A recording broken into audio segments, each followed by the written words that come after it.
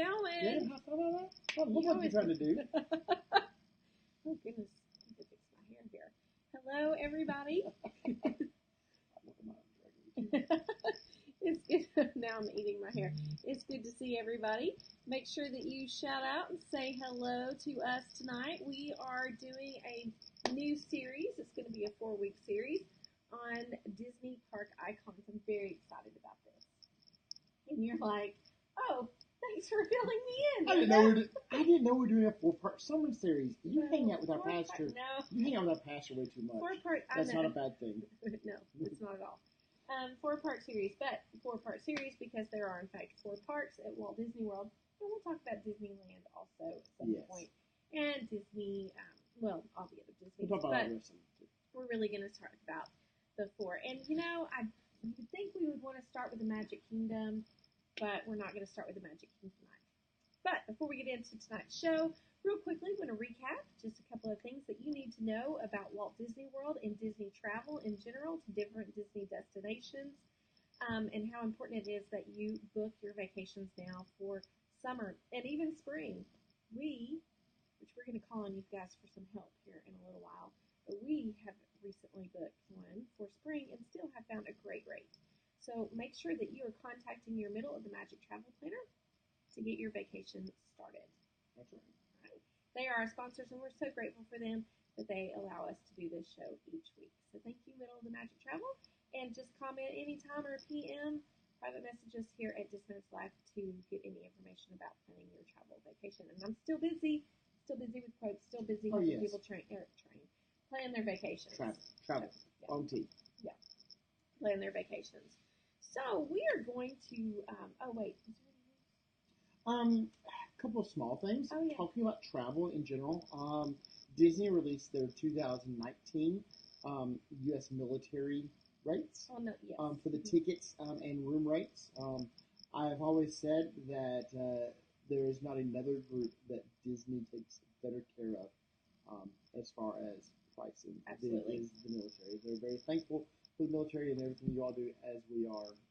So we are both kids of the military. Yes. So we have reaped the benefits and rewards of traveling with our retired military family. So it's really nice, and active duty too. Yes. I mean, we haven't traveled with active duty, but it's a great. Not yet, but we have a friend out there who, if you're listening right now, Daniel, we need to go on vacation. I know.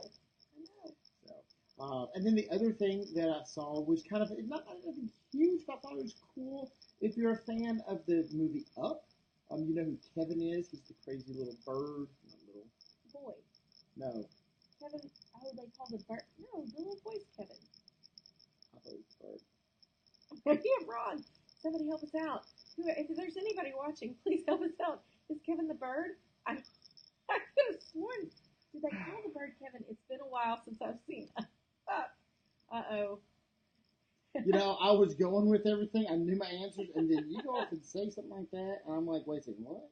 That's my fault. That's completely my fault. But it's okay. Russell is the boy. That's right. Okay. Kevin. They named the bird Kevin. They named the bird Kevin. So my bad. So Kevin is coming to Animal Kingdom because he's going to be joining the Up Bird Spectacular. I don't know what they actually call it. Up something. They replaced the bird show. Yeah. Flights of Wonder. Flights of Wonder, which is now an Up show. Right, which is still a quote-unquote bird show. Yes, it's still a bird show. But Kevin's going to be adding on to that cast now. Wait. I don't know. How are they going to add Kevin? I don't know. Oh my gosh. You're going to have to go see it. Dang. Research trip. Let's go. But we're not. See you guys. It was great seeing y'all. We're gone. Anyway. Oh, okay. When I read that, and I was like, oh, great, they're adding Kevin, and I just immediately thought of the little boy. I was like, I also was like, I thought Russell was already a part of the show. Obviously, I was getting the names confused. Yes. There is a sad bit of news. Well, it's not really a sad, but it's just an addition. I'm sorry. I like sad. We're losing Illuminations next year, which I'm sure many people know. I'm very proud of this. I'm good. Yeah. We're losing Illuminations next year. I'm sorry. I have to grab my little mouse pad here. And they are now going to have a farewell event for that. They're calling it, or a dinner at the Rose and Crown.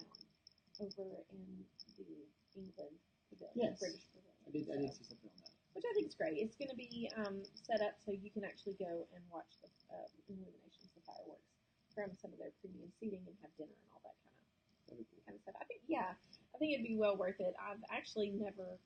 That's always kind of one of those tips that I will give people when they're traveling to Epcot and how to get a good view of the fireworks. There's a couple of restaurants that you can eat at, and that is one of those.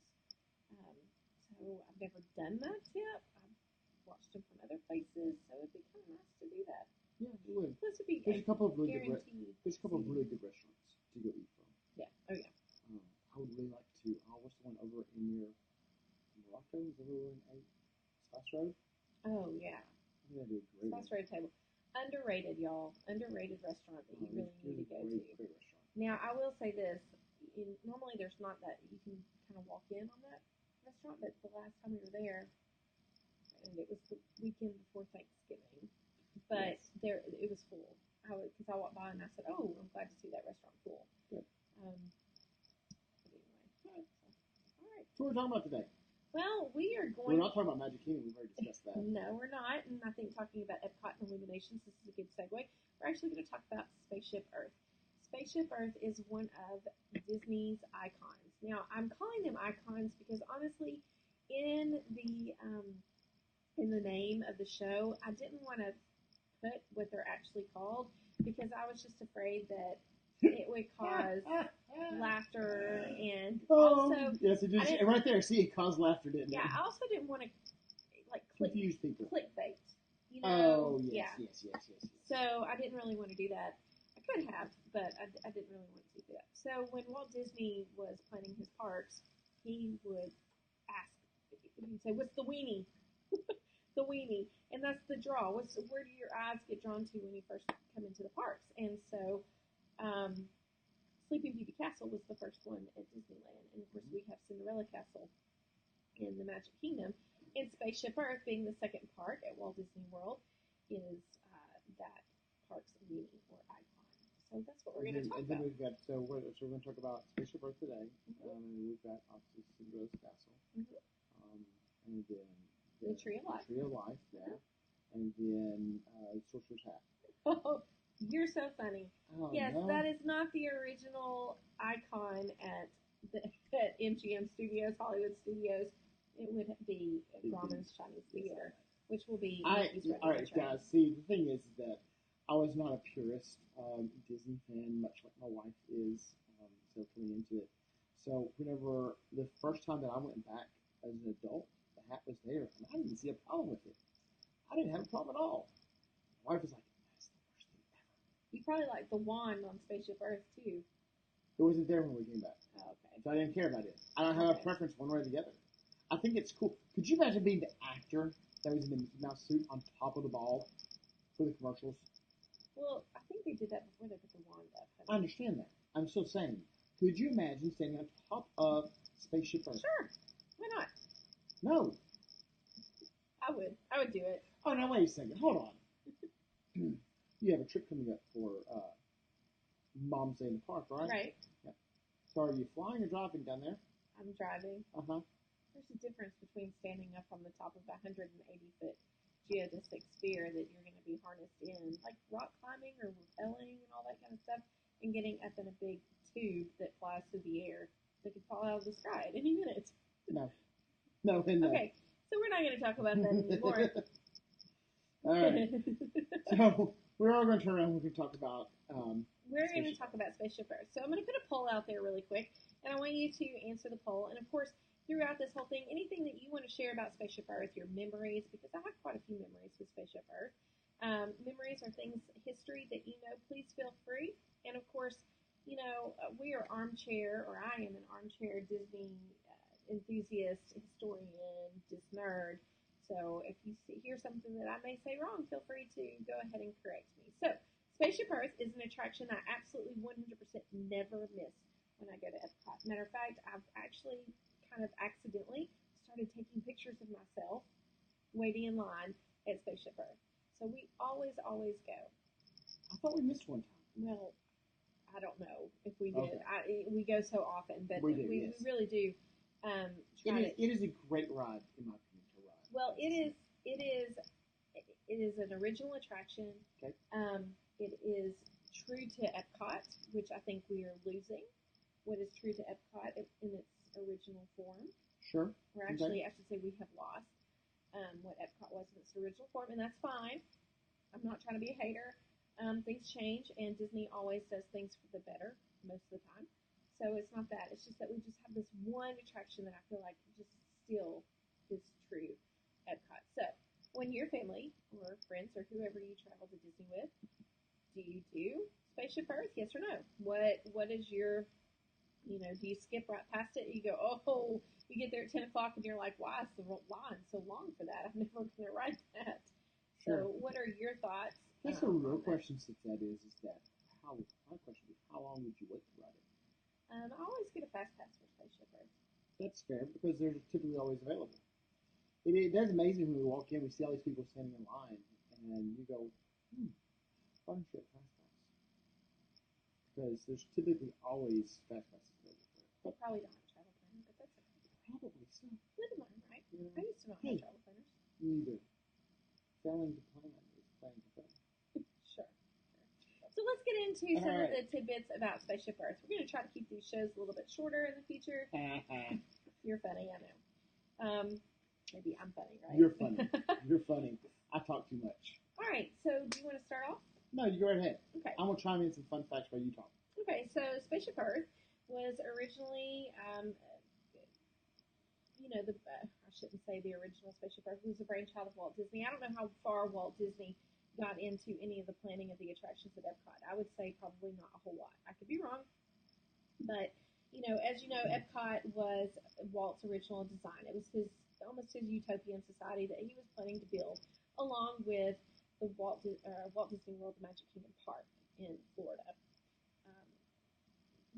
Spaceship or EPCOT was meant to be the experimental prototype community of tomorrow, where there was transportation that was what we really don't even see now. Some of it we kind of do. But do you think he wanted his cast members to, like, originally, instead of being a park, to be? No, he always wanted to be people to experience. Never mind. Oh no, it was supposed to be a community. Okay. It was originally. So like the cast was supposed to actually live over there. Well, I don't know if the cast was. It was just supposed to be a community of people who live there. Maybe yes, the cast. Maybe not. But if you ride the Tomorrowland Transit Authority, the People Mover, whatever you want to call it, the TTA,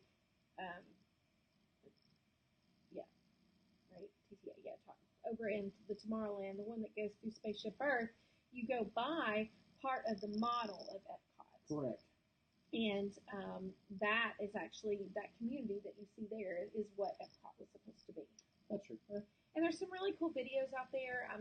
Honestly, I'm a true EPCOT fan, and there's a lot of cool videos out there about the transportation system, the expectations that Walt Disney had for this experimental prototype community of tomorrow. Okay. This is quite different than what you see now, which is fine. Unfortunately, Walt passed away, and he didn't get to see all that come to fruition. But anyway, so EPCOT became this wonderful education system where we got to kind of edutainment, as they called it, and we got to sit and ride and learn about history and the future and technology. And I mean, it was a wonderful, wonderful place to honestly take field trips. I mean, as an educator now, I would love to take field trips there. The Spaceship Earth is one of those original kind of learning attractions, and it really hasn't changed as far as the learning is concerned over the years. All the other attractions have. Very few changes to it. Yeah.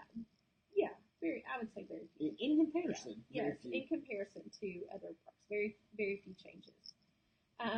So, Spaceship Earth, to me, is just kind of like coming home, essentially, to EPCOT. And I love it. Okay. And it's really cool because there is a way that Walt's hand was heavily in Spaceship Earth. So there was a relationship between Ray Bradbury. If you don't know who Ray Bradbury is, when I was in high school, I don't know about you, but when I was in high school, I was required to read Fahrenheit 451. Even now, some of the kids in my middle school that I teach at, that tells you how times have changed, are required to read it in 8th grade here in High School 51, which is written by Ray Bradbury. Okay. So Ray Bradbury was really a genius in his own right. He was quite intelligent, and he happened on a friendship with Walt Disney in the last couple of years of Walt's life. And it was really, they were very close. The two were very close. And so when Walt passed and the concepts for EPCOT were coming to happen, and they called, Ray Bradbury actually wrote the original script, the first kind of script for Spaceship Earth. So because of this relationship that Ray Bradbury had with Walt Disney, we kind of get to see what Walt would have wanted in that attraction. So I think that's one of the coolest things about it. I have to say, whenever you say Ray Bradbury earlier, my mind did not go Ray Bradbury. Who did it go to? It went to Gene Rosenberg. I don't know who that is. Roddenberry. Yeah, Star Trek. Star Trek. Yeah. That's it, because you're talking about EPCOT, and Star Trek is totally EPCOT. Really? Yes. Oh, okay. Yes, they want this world that everybody lives together and works together, and things are provided for you, and everybody, it was the same general idea. So whenever you thought, I just went straight to Gene instead of Ray. That's cool. So yeah, I mean, I love Spaceship Earth. I've been fortunate enough, in complete honesty, I know I saw the original version of it because I was there in 1982 or 83. Not really sure which one. I think it was 83. Actually, maybe 84. Anyway, somewhere in the early years, and I know that I rode the attraction. And honest to goodness, I don't remember it. But I do remember riding it with I remember all of the other narrators. Yes, narrators, and I remember some of the changes that occurred and all that kind of stuff. So, fun facts about Spaceship Earth. Largest largest freestanding sphere in the world. Yeah, geodesic sphere. Yes, correct. Yep. So geodesic sphere is made up of a bunch of isosceles triangles. Isosceles triangles are I almost turned this off. Isosceles triangles are triangles that have two side lengths that are the same length. There's actually two of them. What do you mean? There are two spheres. Yeah, it's like okay, correct me if I'm wrong. Sure. It's like a sphere inside of a sphere. Correct. So you have your original sphere, then they put like a skin on the outside of the sphere also. So, do you also know it's not the largest thing at EPCOT? Yes, it is. And what is the largest thing at EPCOT? Do you guys know what the largest thing at EPCOT is? Oh, there's the questions. We're out there for the rest of the night. Yeah, you guys have to know what the largest thing at EPCOT is. Well, actually, we'll come back to that. We'll come back to it. I've got it on my notes. It's in here. We got it. Yeah, we'll circle around. It is not, let's just say that Spaceship Earth can fit inside of this attraction. Yes, it can. So. And it's not World of Motion. Oh, I mean, that's right. No, you're absolutely right. It's Horizons. Oh, wait, that's not either. Oh, it was like a jab in my little heart, wasn't it? Anyway, okay, so yeah, it's a geodesic sphere. It's about 180 feet tall. It's 18 stories. Yes. Right? 180, correct. Yeah, 180 feet tall. It is supported by steel beams that are, I believe, 160 feet deep into the floor to Earth. Oh, Lord. That's almost the crust, isn't it? Oh, no. Oh, it's not. It's not. I'm not a science teacher. No, you're not. That's okay. So, yeah, it's pretty massive structure. And you can go out there on the internet and Google see videos actually of it being built. It's pretty cool. I think about it every time I ride it, what it looked like when it was being built. I think one of the cool things I saw on it is actually you can stand underneath it and not get wet. Yeah. So if it's raining, if you happen to be in Florida when it's raining, which is like days that end in Y, you can go and stand underneath the ball underneath the Spaceship Earth and you won't get wet because the tracks on it. It all leads to the supports, and the supports have basically gutters inside of them to run the water off of it. Yeah, do you know where it goes? No, I'm assuming out to the lagoon. Yeah, it goes out to the lagoon. Okay. Yeah. Actually, where it should go over to the water fountain, help all the water that's being sprayed up over there. That's true, and maybe that is part of where it goes. I don't know, but there was recently, I say recently, within the past 5 months or so, I did not see it, did not actually truthfully Google or look it up on the internet, but apparently something happened with the drainage system, and there was water pouring out one side of Spaceship Earth. They were they closed Spaceship Earth for a day or something like that. Sure. I don't know. I'm a part of the annual pass holders group on Facebook, and you kind of get all kinds of crazy news on that page. But yeah, people were talking about it. I should have looked up the pictures. Yeah, that would have been pretty cool. So yeah, there is this really cool drainage system.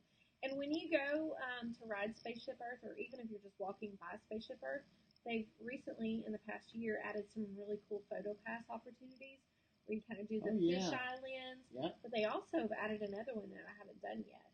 That's in that same place. It's some sort of new kind of special. Interesting. Okay, I look forward to it. Yeah, one of our favorite pictures, and I should have downloaded it for this, but we held up a sign in front of Spaceship Earth that said "Thank the Phoenicians." If you can read this, thank the Phoenicians, which is a famous line that was added when the most recent narrator, Dame Judi Dench, was added. I tell you, I like the beginning part to Spaceship Earth, though. Which part? The very first thing. For eons, our planet has drifted as a spaceship through the universe, and for a brief moment, we have been its passengers. That's true. Pretty prolific. Prolific? Thank you, that word. That wasn't coming out of my mouth properly. It is. It makes you feel very, very small. That's for sure. So, in my experience with Spaceship Earth and getting to hear different narrators, a lot of old school EPCOT people, probably people older than me, which, anyway, people older than me will tell you that Walter Cronkite is their favorite narrator. Not the first narrator. I like Scar. Scar. Yeah, so the second narrator is Jeremy Irons. No. The third narrator is Jeremy Irons. Oh. Second is Walter. Yeah, I'm sorry, that's what I meant. Second narrator in my world. In your world. The third narrator, Jeremy Irons, is the one that I love the most. And not that Judi Dench isn't great, but that would be the third narrator, Jeremy Irons. It's the one I've listened to over and over and over again. Yeah, somewhat exactly. It's the one I just sort of grew up on and just learned to love. So we've seen several refurbishments with Spaceship Earth. We have seen from 82 to 86 was its original go, and then from 86 to 94 we had Walter Cronkite. Yep. Then from 94 until 2006, is that right? No, I may have some of my dates wrong. Anyway, till 2008 we have Jeremy Irons, and then 2008 to present we have Dame Judi Dench. Yes. So, and there have been some changes. There's been some really cool changes. Now let's talk about what the theme of Spaceship Earth is for anybody who may not have written it. Do you know what it is? Traveling through history. Progression of the world. Well, think about it. Its sponsors have always been communications. Is Seymour really communications? Siemens, yes. Them too. Yeah, Siemens is communications. It started off with Bell, AT&T, and then Siemens. Correct. Is Siemens still a sponsor? At present moment, although I thought we reported last year that Siemens was going to be leaving at the end of either 18 or 19. Yeah, so I think we're going to see with Siemens Verizon. You think so? That's merely me coming up with, honestly, I think Verizon does a whole lot out there, and having AT&T done once before, Verizon is pretty obvious. Well, we'll talk about that. That's purely a rumor. That's speculation on my part. Yeah, we'll talk about that in just a minute. But the theme is actually traveling through history, because when you get on Spaceship Earth, you actually sit into your time machine, and your time machine takes you all the way back. He doesn't do that, folks. Your time machine takes you all the way back into the past, and you kind of get to see how communications between human beings has changed throughout the world, throughout the years. Throughout the eons. Yeah. So you like that first one because you we end up with the cave people. Why do I like to unplug the cave people? Well, that's when I like the quote. Yes. Okay. I like the quote. I think the quote's cool. Yeah. So that's a really good scene. That's a really cool scene. I really like that scene. I feel very small in that scene, which I think is the purpose of it. The purpose of it. And then they have some the really mammoth cool. Mammoth. Yeah. They have some really cool when you get to go see the cave drawings. They have some really cool Disney magic going on there where the animations move and all that. But you move through time and you get to see the different forms of communication. I'm not going to spoil it for you or anything like that if you haven't ridden it. And it may sound very boring to you, but it's not. But you do get to see how the invention of paper changes communication and how we have people who, even when Rome fell, actually, let me back up and say just the simple infrastructure that the people of Rome were able to build, and as we all know from our elementary, junior high classes, Rome was very... All roads lead to Rome. Right. It had a lot of inventions that we didn't have, aqueducts and all that kind of stuff. Right. Is it aqueducts? Did I just call it the aqueduct? Anyway. Aqueducts. But we find out that all roads lead to Rome, so hence the movement of communication and storytelling and things like that. And then from art and how art and the printing press, the Gutenberg printing press, to the electric printing press, to radio, to movies, to computers, how all of that has changed communication throughout the years. And that's basically what Spaceship Earth is. I really enjoy the very end of it too. I look forward to if we get somebody a new sponsor, if that is something that is truly happening, that they'll update our choices for our. You mean the end, like on the screen? Okay, so let me talk about that. Yeah, so here's some notable changes that we've seen over the years.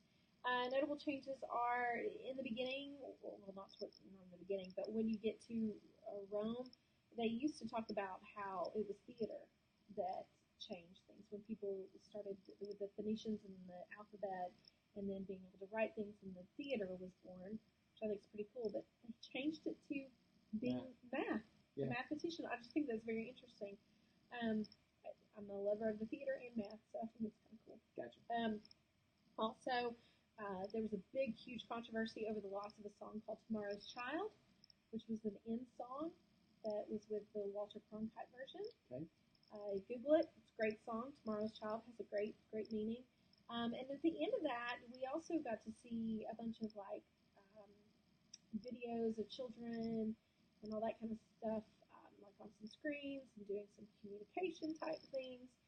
But they took all that stuff away with the Judi Dench version, and they put computers into our time machines, and you get to pick your future and how you would live in the future. See, that's what you're talking about. And I really enjoy that part of it. And I'd like that to be updated. Or, I'm doing something completely different. But I do like the fact that I get to go through and ask you ask me a couple questions, I get to turn around and give my selections with this like that. Sure. I think it's a lot of fun. It is fun. I like it. It's definitely entertaining, and it takes away the fact that everything around you is blacked out. Yes, you're focused just on that one bit. But what I also takes away from the fact is that you're declining at a 45-degree angle from the very top of the building, going down backwards all the way through. So those of us who love heights. Oh, fun fact! Did you read this? We've been researching. In the beginning, they had to manually turn you around. Yes, I was like, I wonder how long that lasted. I'm gonna look that up because I'm thinking, was that like a ride malfunction thing? Because like for example, when Disneyland first opened up, they were talking about how the ladies' heels were sinking into the concrete. So I'm like, was this like wait, this doesn't work? Somebody get up there and turn these cars. Yes. So I don't know that answer. I did see that one, and what we're talking about is at the very. So in Spaceship Earth, you start off and you're basically spiraling your way up the sphere. Right. And then you get to the top, you have to come down somehow. And at that point, your time machine will rotate around backwards, and you will come down at a nice 45 degrees. Yep. And you make your way back down the sphere. And while you're on there, you're doing some choices, stuff like that. So it distracts you from all of that aspect of it. I've only thought of it once or twice, and I only had one potential panic attack. I'm always like, this feels really good on my back. It does feel good. That had me help also a little bit with it. So. But could you imagine being at the very top of the sphere and people come along, you're like, hey folks, here you go. There we go. Enjoy ride down. I'm sure it wasn't that dramatic. Probably not. You may have not even known that there was someone up there. They could have been a cast member dressed in black. They just had this hook, and whenever they saw the hook on the thing, went, all right, good. That did a great job. All day long. There's also a place up 8 hours a day. There's also a place up there to get on top of the Spaceship Earth, which goes back to what you were saying about the being Mickey on top of the. Man, you got these two big old sails on your head. Just the wind come on the wrong time. So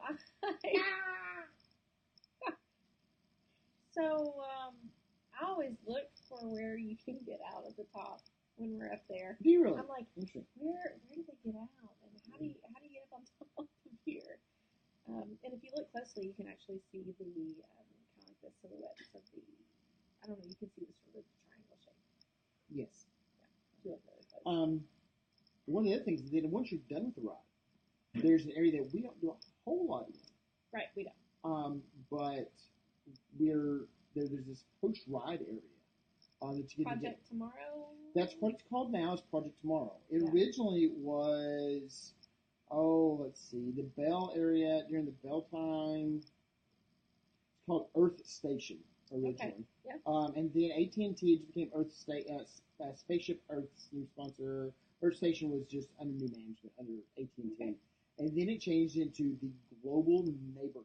Oh, okay, I remember that. And then there you got to have hands-on guest activities like a tour through EPCOT on a minicam. Listen, it was the post shows and the old school EPCOT that were the most fun in my opinion. Oh yes.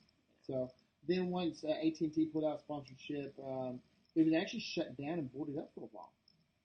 And you just walked out a hallway and you were done.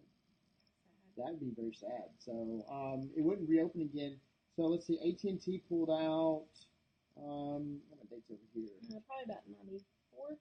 No. In it's later than that. 2002. Yeah. 2002. They pulled out, and the post ridery wasn't reopening yet until 2007 whenever Judy came along. Thank you, Stephen. Yes. The new post ridery is called Project Tomorrow. Features a large globe or pictures of the guest's head. If you get the beginning of it, which I tell you, ours have been weird sometimes. Like I'll have part of my head, like this part of my head's missing. Like I get just. So Henry's not being very clear here, but they take your picture at the beginning of the ride. So make sure that you're smiling. If you do anything weird, they won't use your picture. Yeah, or at least you don't have to necessarily smile, but you can't be doing anything weird. Yeah, I've tried doing some really crazy things. On the last trip, sure. Henry was not with me on the last trip. Mom went like this, and they took her picture and they used it. Nice. I have some pictures of that. I'll put those up. Very cool. Anything else you want to add? So no, I mean that was it's one of the things that I think we miss sometimes. While I greatly enjoy the ride, slowing down for some of those other areas after you get off of Spaceship Earth. Take you 15 minutes, especially if you have a young child that can get in there and play around some. It's great. Or if you find it yourself and you go, we got a little bit of spare time here, and we've got our kid, 4-year-old, 5-year-old, 10-year-old, whatever, and we just need something to do. You can actually walk into that area. Yes, you can. You don't have to ride. You don't have to ride the ride. You can just literally walk into it and get over there and play around with some of that stuff. So definitely well worth that bit of it. And then back over to our original question. If you did not catch the original answer,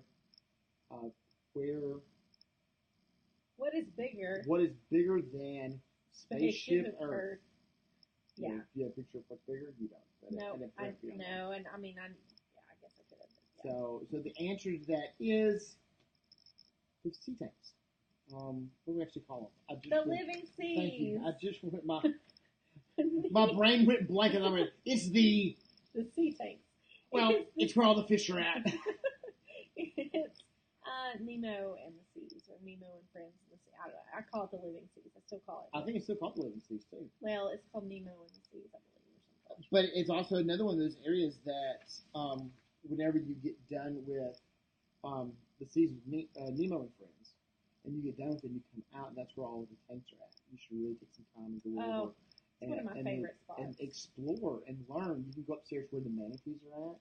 Okay, so here we've talked about how Spaceship Earth is really the only one that's left. Like, the original Epcot, and honestly, I would say Nemo is probably close to that too. Yeah, Living with the Land's still pretty close. Well, yeah, but the billions changed quite a bit, but the billions changed some, but yeah. So there are a few things left of Epcot. I shouldn't be such a Debbie Downer on that. No, it's the thing. A lot of it just has new skins on it. Test Track is still much like World of Motion, is it not? No. Oh, I'm so sorry.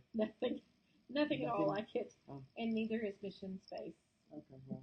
So, and we lost Universe of Energy, as you guys know. Same premise, though. Same idea. No. Okay. See, guys, again, I'm not a traditionalist. She's a traditionalist. Hey, but again, everything Disney does for a change is always good. I really look forward to the new Guardians of the Galaxy ride. I hate that Spaceship or Mission Space is so intense that it's hard to ride. But anyway, I'm not going down that road. So thank you guys so much for joining us. We are going to be back next week, and we will be talking about our next Disney icon, or weenie as they call it. And we will move on. We're not going to tell you which. We're going to move on to either Cinderella Castle, the Chinese Garden Theater, or Tree of Life. If you have any questions about anything that we talked about, feel free to message us. And again, we are sponsored by Middle of the Magic Travel. And I should give a shout out. We still have a couple of days left where you can book Mom Stay in the Park. And Mom Stay in the Park is an event that is pinned at the top of the page with all of the rates for that day. It's a great, great event to go to Disney for a cheap, cheap price. So make sure you click the link in those comments so you can learn more about it. And with that said, hey, well, one other thing also, though, that not only send us messages if you have any questions about things we're talking about, but if you ever have a question about anything Disney related, please by all means shoot us a message. If there's something that you want us to talk about, you're like, you know what, guys, I'm going to be taking a vacation in the middle of July, and I just don't know. One of those kind of things, or whatever. We love getting questions from you all, and we haven't done a. I've got a couple of questions that are in the bank right now. Listener questions lately. So we may do that one after this 4-part series is over. So shoot us some messages, shoot us your questions, so we can turn around and talk about them. All right. Well, thank you again, Middle of the Magic Travel, for being our sponsor. Please make sure you contact us or Middle of the Magic Travel for your next travel, Disney travel. Great discounts out right now. I'm telling you, you cannot beat these discounts that are out right now. And if free dining is going to be gone really fast. Yes, we have until February 15th or 14th or 15th to book that. Same thing. That's tomorrow. That's if you're watching this live, that's tomorrow or the day after. And if you're watching on the replay, it's gone. February. Sorry, I'm in January still. My bad. February. You got a couple of weeks.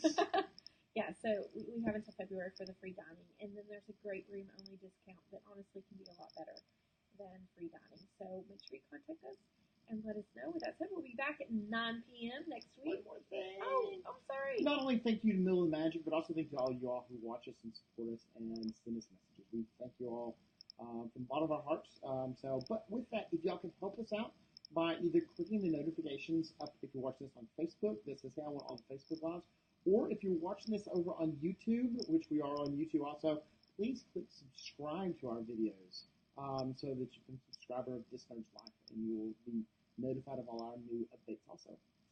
So, now with that being said, we will see you next Sunday, 9 o'clock. Walt Disney World time. Have a fantastic week, guys. Bye, guys.